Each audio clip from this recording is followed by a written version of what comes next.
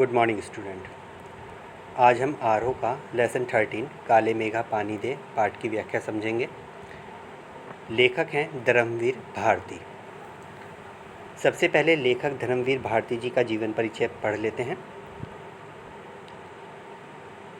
धर्मवीर भारती का जन्म उत्तर प्रदेश के इलाहाबाद ज़िले में सन 1926 में हुआ था।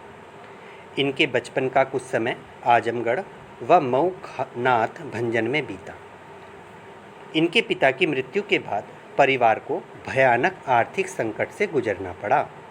इनका भरण पोषण इनके मामा अभय कृष्ण ने किया। तो धर्मवीर भारती का जन्म कहाँ हुआ था? उत्तर प्रदेश में इलाहाबाद जो है वहाँ पर, और 1926 में। और इनका बचपन आजमगढ़ व मऊ नाथ भंजन दो जगह हैं, वहाँ पर बीता। पिता की जब मृत्यु हो गई तो इनके पास पैसों की बहुत कमी हो गई, जिस कारण इनका जो पारिवारिक लालन पालन था बहुत अच्छे ढंग से नहीं हो पाया। इनके जो मामा थे अभय कृष्ण, उन्होंने इनका लालन पालन किया। और 1942 ईस्वी में इन्होंने इंटर कॉलेज कायस्थ पाठशाला से इंटरमीडिएट किया, यानी 12th पास किया।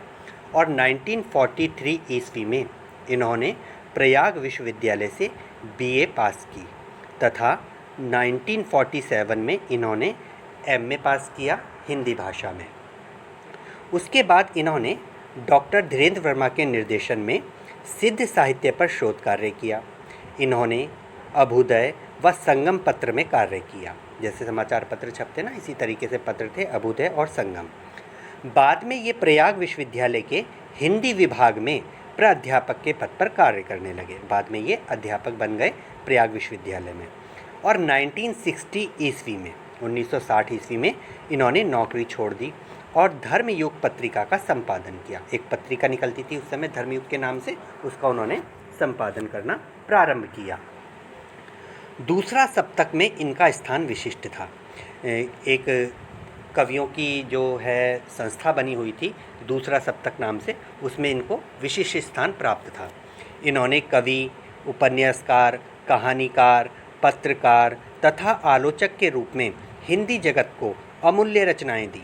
इन्होंने पद्मश्री, व्यास सम्मान व अन्य अनेक पुरस्कार प्राप्त किए। इन्होंने इंग्लैंड, जर्मनी, थाईलैंड, इंडोनेशिया आदि देशों की यात्राएं की। 1997 ईस्वी में इनका देहांत हो गया और 1997 में इनका देहांत हो गया। इनकी कुछ प्रमुख रचनाएं हैं, जैसे कविता संग्रह हैं इनके कनुप्रिया, 7 गीत वर्ष, ठंडा लोहा, कहानी संग्रह बंद गली का, आखिरी मकान, मुर्दे का गांव, चांद और टूटे हुए लोग। उपन्यास हैं इनके सूरज का 7वां घोड़ा, गुनाहों का देवता। ये जो सूरज का 7वां घोड़ा और गुनाहों का देवता, इनके उपन्यास हैं, काफ़ी प्रसिद्ध हैं और इन पर मूवीज़ बनी हैं, फिल्में भी बनी हैं। इन्होंने एक गीति नाट्य भी लिखा है अंधा युग, जो काफ़ी प्रसिद्ध रहा। कुछ निबंध संग्रह इन्होंने लिखे, जैसे पश्यंती, कहानी अनकही, ठेले पर हिमालय।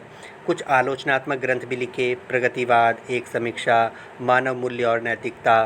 तो इस तरीके से इन्होंने काफ़ी रचनाएं लिखी जो काफ़ी प्रसिद्ध हुई और ये हिंदी साहित्य के एक बहुत महान लेखक रहे हैं। तो ये था बच्चों इनका जीवन परिचय। अब हम इनका लिखा हुआ पाठ काले मेघा पानी दे वो पढ़ेंगे, जो हमारी पुस्तक में लिया गया है। तो पहले थोड़ा सा कुछ बता देते हैं काले मेघा पानी दे के बारे में। ये एक संस्मरण है। क्या है ये? एक संस्मरण है। लेखक अपनी पुरानी बातों को याद कर रहा है, जो लोक प्रचलित विश्वास और विज्ञान के द्वंद्व का चित्रण करता है। अर्थात इस संस्मरण में, यानी इस पाठ में काले मेघा पानी दे में, लेखक ने लोक प्रचलित विश्वासों और जो विज्ञान होता है उसके बीच के युद्ध का चित्रण किया है। हमारे लोक प्रचलित विश्वास क्या होते हैं? जैसे छोटे छोटे उदाहरण मैं आपको दूंगा कि बारिश हो रही है और बारिश रोकनी है तो लोग कहते हैं उल्टा तवा कर दो, है ना, मतलब तवे को उल्टा करके बाहर रख दो, या उल्टी गुड़िया बना के 1 चम्मच सरसों का तेल गेर दो। तो इस तरीके के जो हमारे लोक प्रचलित विश्वास होते हैं उनके बीच और विज्ञान के बीच इसमें द्वंद्व दिखाया गया है, यानी युद्ध दिखाया गया है। विज्ञान के अपने तर्क हैं और विश्वास के अपने तर्क होते हैं, और इन्हीं तर्कों के बीच में लेखक फंसा हुआ है। जो लेखक है वो विज्ञान को ज़्यादा महत्व देता है। लेखक किसको महत्व देता है? विज्ञान को ज़्यादा महत्व देता है। वह इस तरीके के अंधविश्वासों पर विश्वास नहीं करता है। तो उसने इन्हीं चीज़ों के ऊपर कटाक्ष किया है और कुछ बातें लिखी हैं और बाद में लेखक ने उन विश्वासों पर थोड़ा विश्वास भी जताया है। तो अब हम स्टार्ट करते हैं अपने पाठ का सारांश। लेखक बताता है कि जब वर्षा की प्रतीक्षा करते करते लोगों की हालत खराब हो जाती है, तब गांव में नंग धड़ंग किशोर शोर करते हुए, कीचड़ में लौटते हुए गलियों में घूमते हैं। तो लेखक ने बताया है कि जब सूखा पड़ता है, बरसात नहीं होती है, उस समय जब लोग बारिश होने की प्रतीक्षा करते हैं, तब सभी लोग व्याकुल होते हैं, पानी की कमी होती है।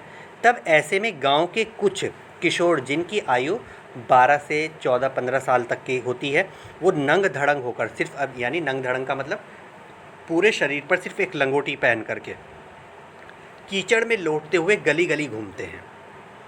ये जांघिया या लंगोटियाँ पहनकर गंगा मैया की जय बोलकर गलियों में चल पड़ते हैं। और जब ये गलियों में निकलते हैं तो सबसे पहले क्या बोलते हैं? गंगा मैया की जय।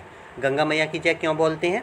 गंगा मैया की जय इसलिए बोलते हैं क्योंकि गंगा एक पवित्र नदी है, साथ में वो जल का स्रोत है जो हमें जल प्रदान करती है, जो हमारी प्यास बुझाती है, जो हमारे खेतों की सिंचाई करती है। और उनको पानी की वजह से ही गंगा मैया की जय करते हुए वह अपना गलियों में निकलते थे। उनका यह जयकारा सुनकर स्त्रियां व लड़कियां छज्जे पर, छतों पर आ जाती थीं और झांकने लगती थीं और इस मंडली पर पानी फेंकने लगती थीं। और जब ये लोग गंगा मैया की जय कहते हुए गलियों में निकलते थे तो क्या करते थे? औरतें और जो लड़कियां होती थी ना, वो छतों पर, छज्जों पर आकर खड़ी हो जाती थी बाल्टियों में पानी लेकर के। और इन घूमते हुए 10-12 वर्ष की आयु के जो ये बच्चे होते थे, इन लोगों के ऊपर पानी फेंका करती थी। ये बच्चे जो हैं, इन बच्चों की जो मंडली होती थी, इन बच्चों की मंडली को लोग इंद्र सेना कह करके पुकारा करते थे। इंद्र सेना यानी इंद्र मतलब इंद्र, भगवान इंद्र, ठीक है ना, इंद्रदेव की सेना कहकर बुलाती थी। इंद्रदेव की सेना क्यों कहती थी? इंद्र जो हैं वो बरसात के देवता माने जाते हैं, अर्थात वो बरसात करते हैं।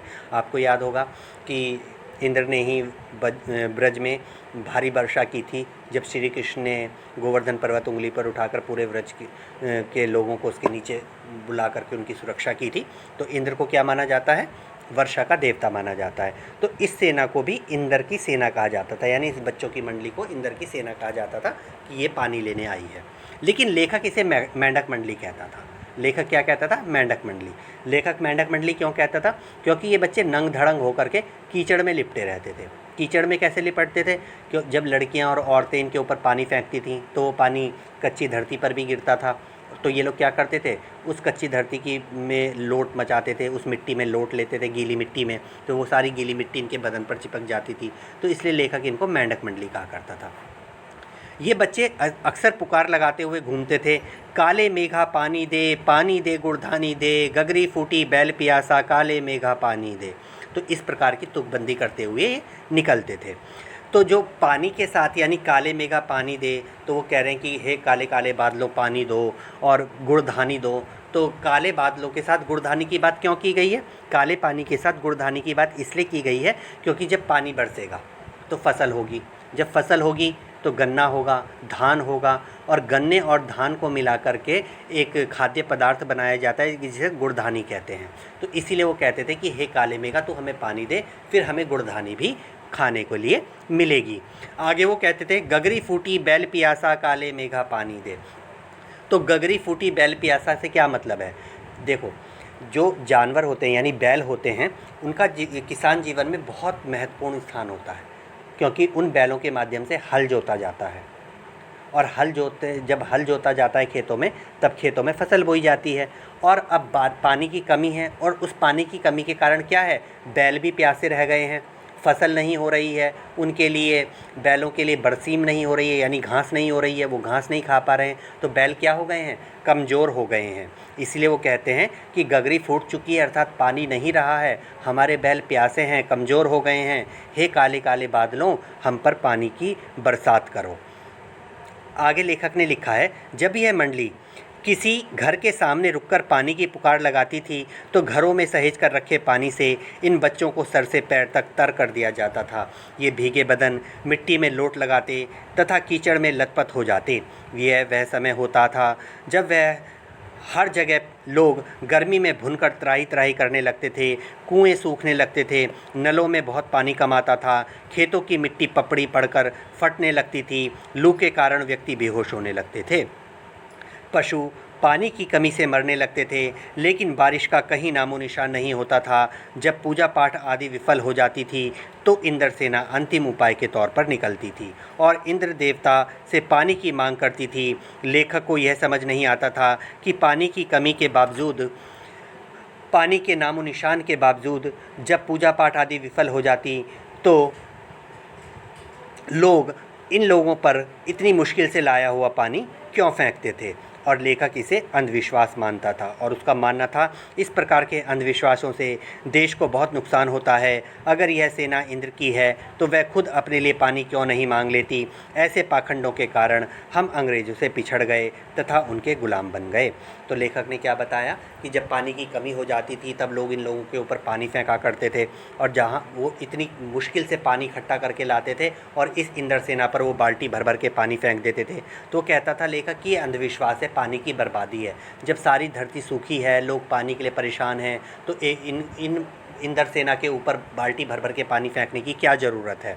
वो इसे पाखंड मानता था और वो कहता था इसी अंधविश्वासों के कारण हम अंग्रेज़ों से पीछे रह गए हैं और उनके गुलाम बन गए थे। लेखक स्वयं मेंढक मंडली वालों की उम्र का था। वह आर्य समाजी था। जो लेखक था वह भी 12-13 वर्ष का ही था और वह आर्य समाजी था। आर्य समाजी यानी जो निराकार ईश्वर की पूजा करते हैं, मूर्तियों की पूजा नहीं करते, तथा कुमार सुधार सभा का उपमंत्री था और वह समाज सुधार के कार्य भी करता था। उसका वो उपमंत्री भी चुना गया था। उसे सबसे ज़्यादा मुश्किल अपनी जीजी से थी। अब क्या है, उसकी एक जीजी है जिसको वो जीजी कह करके बुलाता है, लेकिन वो जीजी उसकी माँ की उम्र की है, ठीक है। और उसे सबसे ज़्यादा परेशानी अपनी जीजी से होती थी। क्यों होती थी? क्योंकि उसकी जो जीजी थी वो सभी रीति रिवाज, तीज त्यौहार, पूजा अनुष्ठानों में लेखक के हाथों से पूरा करवाना चाहती थी। वो चाहती थी कि वो जो भी पूजा पाठ करे, जो भी अनुष्ठान करे, जो भी रीति रिवाज करे, वो लेखक उनको पूरा करे। वो क्यों चाहती थी ऐसा? ताकि लेखक को उन सब का पुण्य मिले। और लेखक वो सब चीज़ें करना नहीं चाहता था क्योंकि वो ईश्वर पर विश्वास नहीं करता था। जिन अंधविश्वासों को लेखक समाप्त करना चाहता था वो सभी कार्य लेखक को करने पड़ते थे अपनी जीजी के कारण। उसकी जीजी उनसे वह सब कार्य करवाना चाहती थी। जीजी लेखक से इंद्र सेना पर पानी फेंकवाने का काम करवाना चाहती थी। अब जीजी ने लेखक से कहा कि अभी इंद्र सेना यहाँ से गुजरेगी, तब तू एक बाल्टी पानी उनके ऊपर फेंक देना। और जब उसने सुना तो उसने साफ अपनी जीजी को मना कर दिया कि मैं पानी नहीं फेंकूंगा, चाहे तुम कुछ भी कर लो। जीजी ने उसको बहुत मनाया पर वह नहीं माना। आखिर में जीजी ने अपने कांपते हाथों से बाल्टी उठाई और उस इंद्र सेना पर वो पानी फेंका, जिसे देख करके लेखक को बड़ा गुस्सा आया और उसका मुंह बन गया। वो पूरी शाम जीजी से मुंह फुलाए बैठा रहा। शाम को उसकी जीजी ने उसे लड्डू और मठरी खाने के लिए दी। शाम के समय जीजी ने उसको क्या दिया? लड्डू और मठरी खाने के लिए दी, लेकिन वो गुस्से में मुंह फुलाए बैठा था तो उसने नहीं खाया। जब जीजी ने पहले उसको थोड़ा गुस्से से मनाया लेकिन नहीं माना, फिर उसकी जीजी ने उसे गोद में लिया और प्यार से समझाना शुरू किया। उन्होंने कहा कि भैया यह अंधविश्वास नहीं है। फिर उसकी जीजी ने क्या समझाया कि मेरे प्यारे भैया, जिसे तू अंधविश्वास मानता है ना, ये अंधविश्वास नहीं है। यदि हम पानी नहीं देंगे तो इंद्र भगवान हमें पानी नहीं देंगे। उन्होंने समझाया कि यदि हम इंद्र भगवान को पानी नहीं देंगे तो इंद्र भगवान भी हमको पानी नहीं देंगे, अर्थात बरसात नहीं होगी। जिसे तू पानी की बर्बादी कह रहा है, यह पानी की बर्बादी नहीं है, यह पानी का अधर्य है। अधर्य क्या होता है? जो सुबह सुबह हम सूरज देवता को चढ़ाते हैं ना, उसे हम अधर्य कहते हैं। जो हम जल चढ़ाते हैं भगवानों को, उसे अधर्य कहा जाता है बेटा। तो उन्होंने कहा कि जो तुझे लगता है कि पानी की बर्बादी है, वो पानी की बर्बादी ना होकर इंद्र देवता को हम अधर्य देते हैं जल का। दान देने पर ही इच्छित वस्तु मिलती है। उन्होंने कहा कि जब हम दान देंगे तभी तो हमें हमारी इच्छा की वस्तु मिलेगी। आगे उन्होंने अपने भाई को समझाया, यानी लेखक को समझाया कि ऋषियों ने दान को महान बताया है उन्होंने बताया कि जो हमारे ऋषि मुनि थे वह भी दान को बहुत बड़ा बताते थे और महान बताते थे। हमारे ऋषि मुनि कहते थे कि त्याग के बिना दान नहीं होता, कि जब तक हम कुछ त्याग नहीं करेंगे तब तक वो दान नहीं कहलाएगा। उन्होंने बताया कि त्याग क्या होता है। जीजी ने लेखक को बताया कि त्याग क्या होता है। उन्होंने कहा, त्याग वह है जो अपनी ज़रूरत की चीज़ को जन कल्याण के लिए दे दिया जाता है। उन्होंने कहा कि त्याग वो होता है जो हम दूसरों की भलाई के लिए देते हैं। ऐसे ही दान का फल मिलता है और तभी हमको उस दान का भी फल मिलेगा। लेखक जीजी के तर्कों के आगे पस्त हो गया। अब लेखक धीरे धीरे अपनी जीजी के तर्कों के आगे पस्त हो रहा था, यानी हार रहा था। फिर भी वह अपनी जिद पर अड़ रहा था। क्यों? क्योंकि वो विज्ञान को मानता था। जीजी ने फिर समझाया कि तू बहुत पढ़ गया है पर अभी भी अनपढ़ है। उन्होंने आगे समझाया कि किसान भी 30-40 मन गेहूं उगाने के लिए 5-6 सेर अच्छा गेहूं बोता है। उन्होंने बताया कि सुन, क्या होता है त्याग, क्या होता है कि जो किसान होता है जब उसे खेती करनी होती है, उसे अनाज चाहिए होता है, तो वो क्या करता है, सबसे पहले वो 5 या 6 सेर गेहूं को खेतों में बिखेरता है बीज के रूप में, और फिर उसकी देखभाल करता है, उसकी सिंचाई करता है। तब वह 30-40 मन गेहूं प्राप्त करता है। तब वो अपना पेट भरने के लिए इतना अनाज प्राप्त कर पाता है। इसी तरह हम अपने घर का पानी इन पर फेंक कर पानी की बुआई कर रहे हैं। अर्थात जो तू पानी की बर्बादी समझ रहा है वो पानी की बर्बादी नहीं है, बल्कि हम लोग पानी की फसल बो रहे हैं इंद्र देवता के लिए। और जब हमारी पानी की ये फसल बड़ी होगी तब हमें और ढेर सारा पानी मिल जाएगा। इसी तरह हम अपने घर का पानी इन पर फेंक कर बुआई करते हैं। इसी से शहर, कस्बा, गांव पानी वाले बादलों की फसल से भर जाते हैं। हम बीज बनाकर पानी देते हैं, फिर काले मेघा से पानी मांगते हैं। इस प्रकार जीजी ने लेखक को तर्क देकर समझाया। ऋषि मुनियों ने भी यही कहा है कि पहले खुद दो तभी देवता चौगना कर कर लौट आएंगे। किसने कहा? ये जीजी ने। ये आदमी का आचरण है जिससे सबका आचरण बनता है, यथा राजा तथा प्रजा। जीजी ने उसको समझाया कि जैसा राजा होता है वैसी ही प्रजा होती है। फिर लेखक ने जब अपनी जीजी की ये बातें सुनी तो उसके मन में आया कि गांधी जी महाराज भी यही कहते हैं। लेखक कहता है कि यह बात 50 साल पुरानी होने के बावजूद आज भी उसके मन पर दर्ज है। लेखक ने बताया कि यह जो घटना वो बता रहा है ये 50 साल पुरानी है, लेकिन आज भी वो अपनी जीजी की इन बातों को नहीं भूल पाया है और अपनी जीजी की बातों को वो आज के संदर्भ में देखता है। आज के संदर्भ में देख रहा है यानी वर्तमान में भी देखता है। वो कहता है कि अनेक संदर्भों में ये बातें मन को कचोटती हैं कि हम देश के लिए क्या करते हैं। हर क्षेत्र में मांगे बड़ी बड़ी हैं पर त्याग का कहीं नामो निशान नहीं है। तो लेखक कहता है कि ऐसे ही वर्तमान में आज हम लोग अपने देश से, अपनी सरकार से बहुत कुछ मांगे रखते हैं, बहुत चीज़ें मांगते हैं, लेकिन कभी क्या हमने यह सोचा है कि हमने अपने देश के लिए क्या किया है, हमने अपने सरकार के लिए क्या किया है, हमने अपनी सरकार की कितनी बातों को माना है। क्या हमने टैक्स समय पर चुकाया है? क्या हमने टैक्स पूरा चुकाया है? क्या हमने अपनी जिम्मेदारियों को सही से निभाया है? नहीं निभाया है। उसके बावजूद भी हम सरकार से उम्मीद करते हैं, तो हमें पहले देना होगा तब सरकारें हमें देंगी। वो कहता है आज स्वार्थ एकमात्र लक्ष्य रह गया है। वो कहता है कि व्यक्ति के मन में आज सिर्फ स्वार्थ रह गया है। हर व्यक्ति सिर्फ अपना भला चाहता है। हम भ्रष्टाचार को मिटाने की तो बात करते हैं, किंतु स्वयं भ्रष्टाचार में लिप्त रहते हैं। काले मेघ उमड़ते हैं, पानी बरसता है, परंतु गगरी फूटी की फूटी रह जाती है, बैल प्यासे ही रह जाते हैं। यह स्थिति कब बदलेगी यह कोई नहीं जानता। और अंत में लेखक कहता है कि हम बस सरकार से शिकायतें करते रह जाते हैं, सरकार के लिए, अपने देश के लिए कभी कुछ नहीं करते, और इसीलिए हमेशा सरकार के वादे अधूरे रह जाते हैं और स्थितियाँ जस की तस बनी रहती हैं, वो स्थितियाँ कभी बदल नहीं पाती हैं। तो ये हमारा चैप्टर था काले मेघा पानी दे। अगला चैप्टर अगली वीडियो में समझाया जाएगा। God bless you.